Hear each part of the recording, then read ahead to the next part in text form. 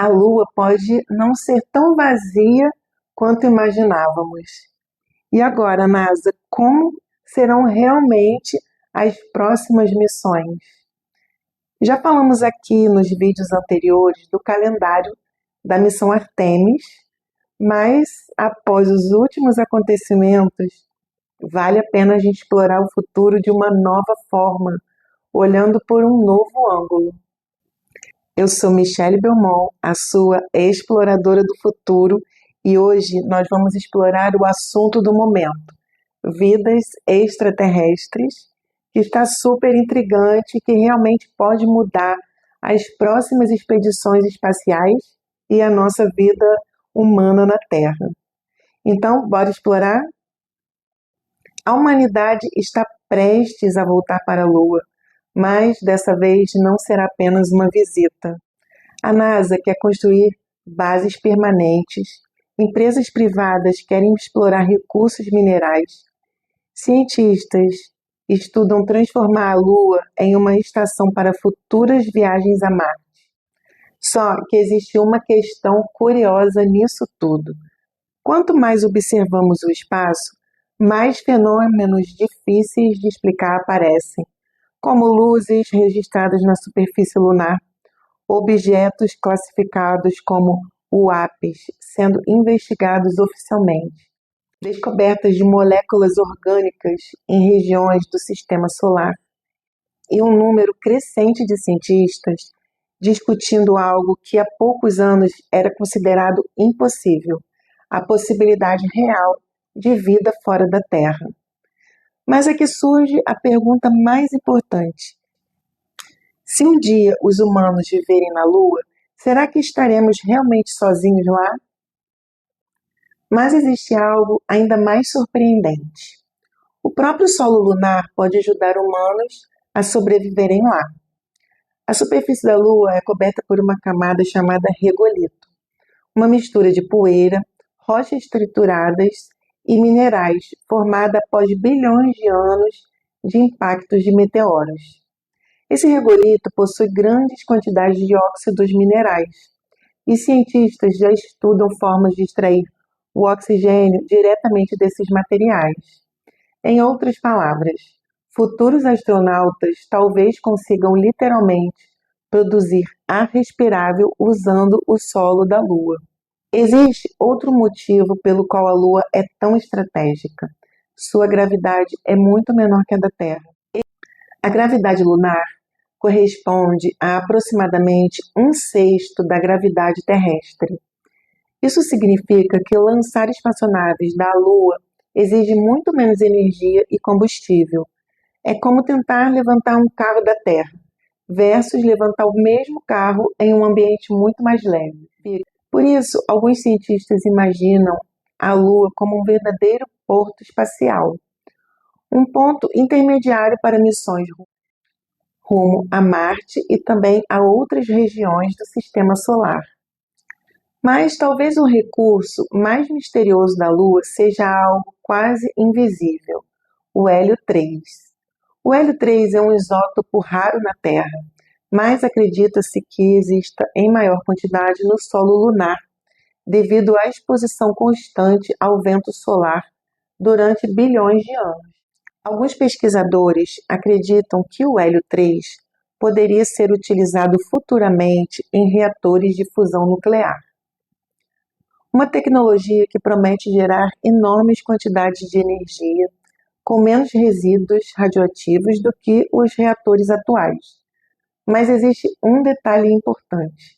Ainda não dominamos comercialmente a fusão nuclear.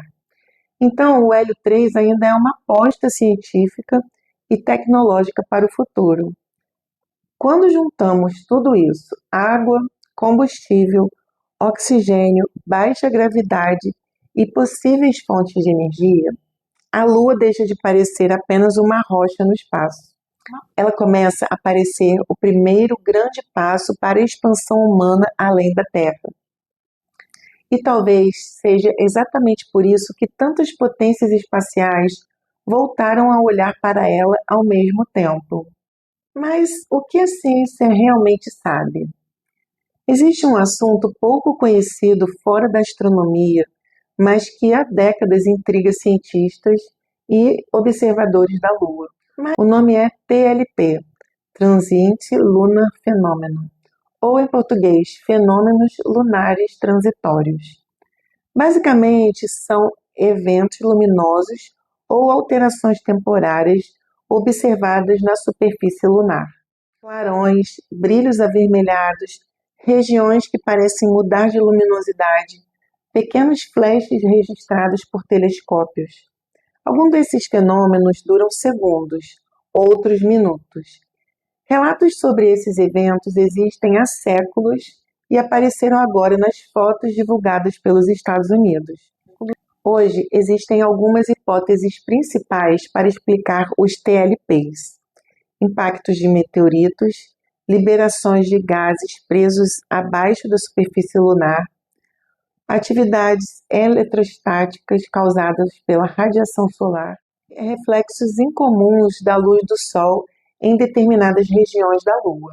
Isso pode não significar automaticamente presença extraterrestre na Lua, mas a maior parte dos cientistas busca explicações naturais para esses fenômenos. E talvez isso não chamasse tanta atenção antigamente, até agora, se o próprio governo dos Estados Unidos não tivesse mudado completamente a forma de tratar fenômenos aéreos inexplicados. Durante décadas, qualquer discussão sobre OVNIs era automaticamente associada à ficção científica ou teorias da conspiração. Mas nos últimos anos, e principalmente nesses últimos meses, algo mudou. E algo vem mudado bastante ultimamente, não é? O Pentágono e as agências oficiais passaram a utilizar o termo UAP ao invés de OVNI. UAP é uma sigla em inglês para fenômenos anômalos não identificados. Vídeos gravados por pilotos militares foram oficialmente divulgados. Audiências públicas aconteceram e ainda vem acontecendo no Congresso dos Estados Unidos. Ex-militares e ex-integrantes de programas de investigação afirmaram publicamente que existem objetos observados com comportamentos ainda não explicados pela tecnologia conhecida. Tanto no Brasil também tem acontecido isso também, né? Tanto no Brasil quanto nos Estados Unidos. E até hoje não existe evidência pública definitiva de origem alienígena. Então, o que a gente pode perceber é que existe algo novo acontecendo. Os governos, cientistas e muitos entusiastas começaram a admitir oficialmente que certos fenômenos ainda não possuem explicação clara, mas não descartam a possibilidade da sua existência. Então, isso faz surgir uma pergunta inevitável. Se ainda estamos tentando entender fenômenos registrados na atmosfera da Terra, o que poderemos descobrir quando humanos começarem a viver permanentemente lá na Lua? Porque pela primeira vez na história não estamos mais falando apenas de visitar o espaço, estamos falando de habitar outros mundos. Talvez os TLPs sejam apenas fenômenos naturais raros. Talvez as UAPs tenham explicações tecnológicas desconhecidas. Ou talvez estejamos apenas começando a perceber o quanto ainda sabemos pouco sobre o universo. Cientificamente, ainda não existe prova pública definitiva de vida extraterrestre inteligente. Isso é importante deixar claro, mas, sinceramente, quando eu olho para a dimensão do universo, bilhões de galáxias, trilhões de planetas, sistemas solares espalhados por distâncias praticamente infinitas, a diversidade que tem no nosso próprio planeta Terra, para mim parece muito difícil acreditar que a Terra seja o único lugar onde a vida aconteceu.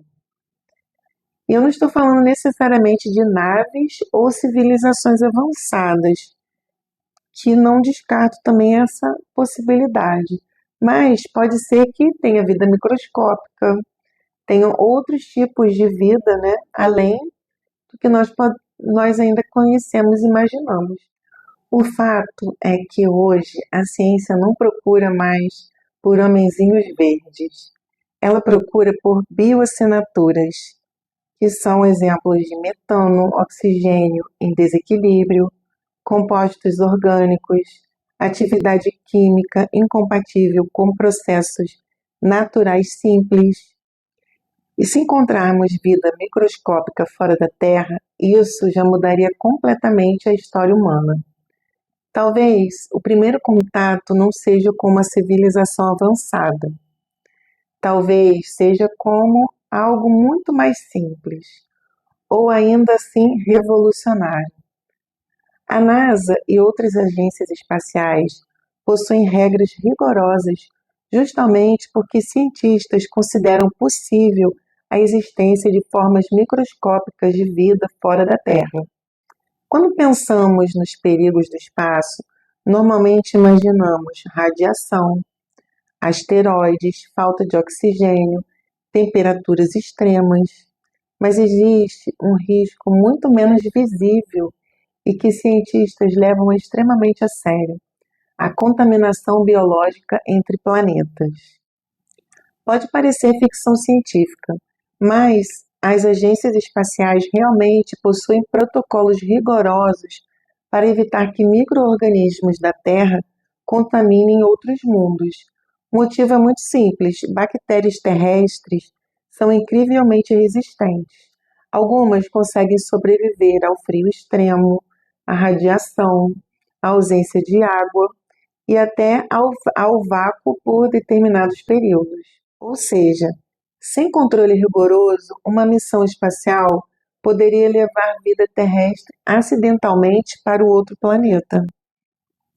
E Marte é justamente uma das maiores preocupações dos cientistas, porque Marte possui evidências que já teve rios, lagos e talvez oceanos no passado.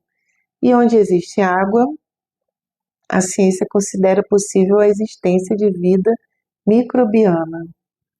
Agora imagine o problema: se bactérias terrestres contaminarem Marte, como os cientistas saberão diferenciar vida marciana real de contaminação trazida da Terra? E além do mais, como que pode ficar o ambiente também contaminado com algo que não era de lá, não é?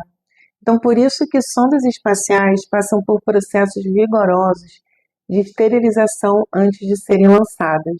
Mas existe outro medo ainda mais intrigante: o medo contrário.